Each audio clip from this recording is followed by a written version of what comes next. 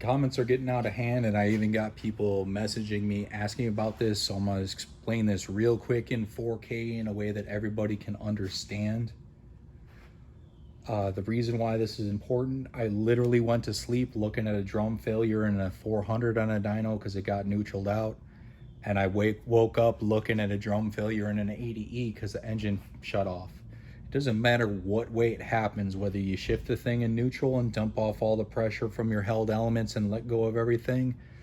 If the engine shuts off or if the motor blows up, it doesn't matter which way that happens, you're going to lose hydraulic pressure and it's going to let go of everything and everything's just going to spin. For the people that are not really familiar with what's inside a 4L80E or a 400, they're both the same style of double planetary gear set. Both those vehicles that had a drum failure, well, I shouldn't say both. The car was on an inertia dyno. I'm not sure if I saw the dyno that the truck was on. An inertia dyno is just a flywheel mass that a computer calculates a torque figure and then calculates a horsepower figure and spits it out based on how that vehicle accelerated the known mass of that flywheel. That's why it's called inertia. You're putting energy into that to accelerate it, spits out a horsepower number. That stores energy the same as if the car is going down the track and you shut it off after the traps, or you blow it up right before the traps. Car's still moving, tires still spinning, rear end still turning, drive shaft still spinning. If you have drive shaft RPM, drive shaft spline directly to your output shaft. A planetary gear set is named after a solar system. We have a sun gear in the center.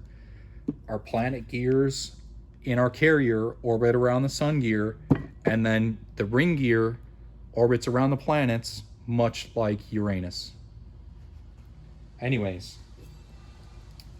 drive shaft spline to this, spline to your rear carrier, so this is turning drive shaft speed, and then all of our elements of the planetary gear sets, we have some, though we have two planetary gear sets, we have some common elements. The ring gear is part of the rear carrier for the front planets. So this is, by default, has to be turning. We also have a common sun gear. So these are linked together. If one thing is spinning, all these gears are meshed with each other. This is all spinning. And then our forward hub is splined to our main shaft here, and our direct drum is splined to our sun tube here that's in our sun gear. So if your drive shaft's turning, this is all turning, and all of this is just along for the ride. The planetary gear set is like a love triangle. It's got three elements. You got your sun gear, your planet gears, and your ring gear.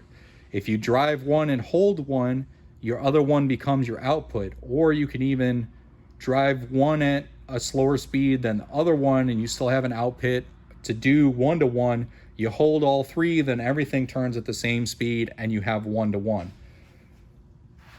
So if we are turning this, which is turning this becomes our input, and then we have some drag occurring within the transmission that is going to decelerate some things at different rates than other things. That is going to transfer through your planetary gear set, and your direct drum is going to overrun and explode. Let me show you the physical demonstration. So over here on the lathe, I have an output shaft chucked into the chuck here. And this is all the elements that I had over there on the table. I'm holding it between a center, and we're holding the center support with my cross slide here. This would be splined to the case. So this is never turning, and I'm not holding anything else. We're gonna put this in gear. We're gonna turn a blistering 22.4 RPM. And I marked everything with a blue mark so that you can see how fast it's turning, because it'd be hard to tell that this is turning looking at it with the glare. Right. Everything's turning about the same RPM because we don't have any dynamics happening that would alter that. If this is what really happened within a transmission when you put it into neutral, shut the motor off, whatever, it wouldn't be a problem, but this isn't really what happens. We're still turning our drive shaft because we're either going, however fast when we went through the traps and put it into neutral, or before the traps we blew up, or we're on the dyno when we put it into neutral, or the motor shut off, or whatever.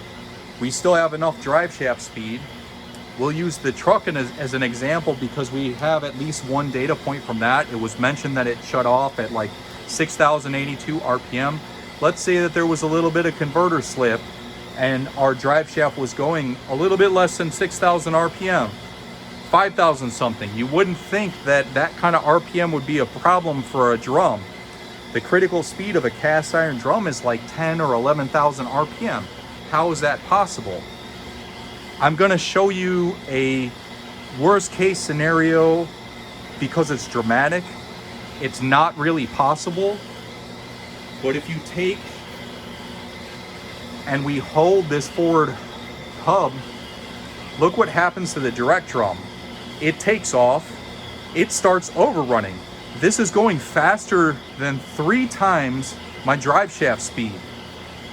That's what explodes a direct drum when you let go of everything. I'll explain to you how that happens. And in our truck example, to get this drum to critical RPM where it explodes, we don't have to be at a really crazy RPM.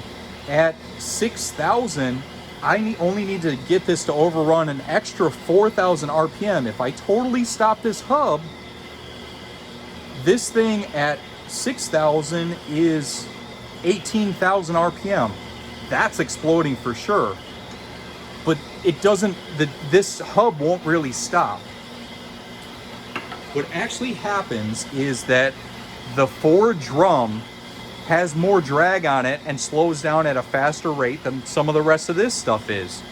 This is still being driven by our drive shaft, rear end, the wheels of the hub dyno, or the car going down the track.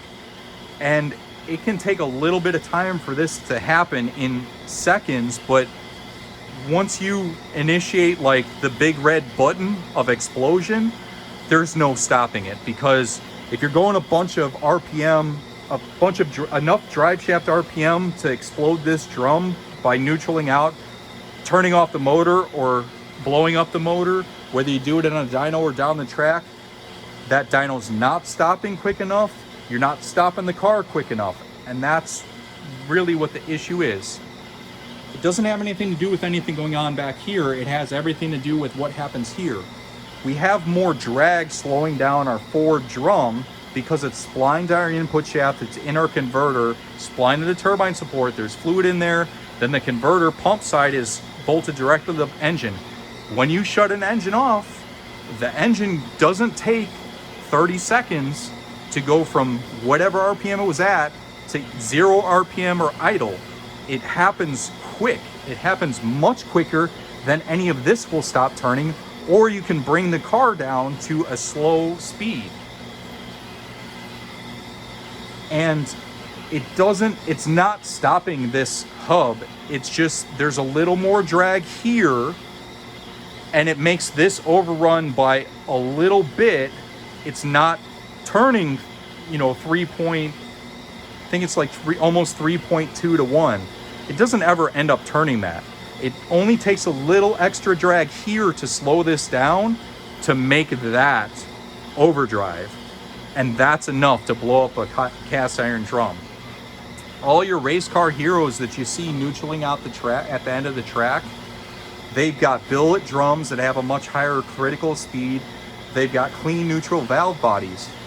What a clean neutral valve body does, when you click it from third, which is holding your forward clutches, your direct clutches, and your intermediate clutches, we let go of all of those, and we still hold our direct clutches, which are splined directly to this, and this is splined directly to our forward hub, our forward drum. Our forward hub's inside our forward drum. If we hold that drum to the same RPM as our direct drum, this can't overrun, and it can't get to an RPM where it's gonna explode.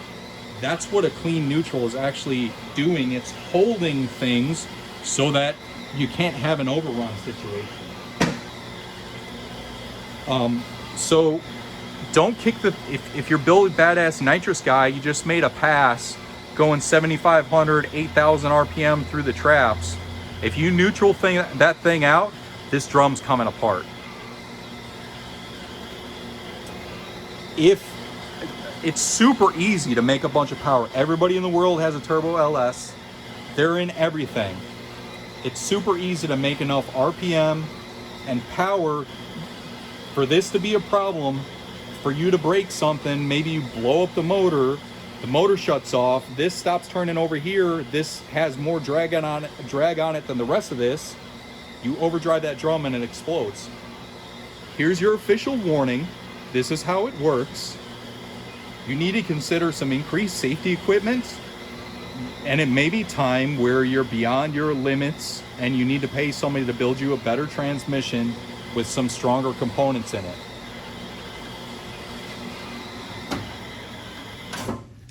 So be safe out there.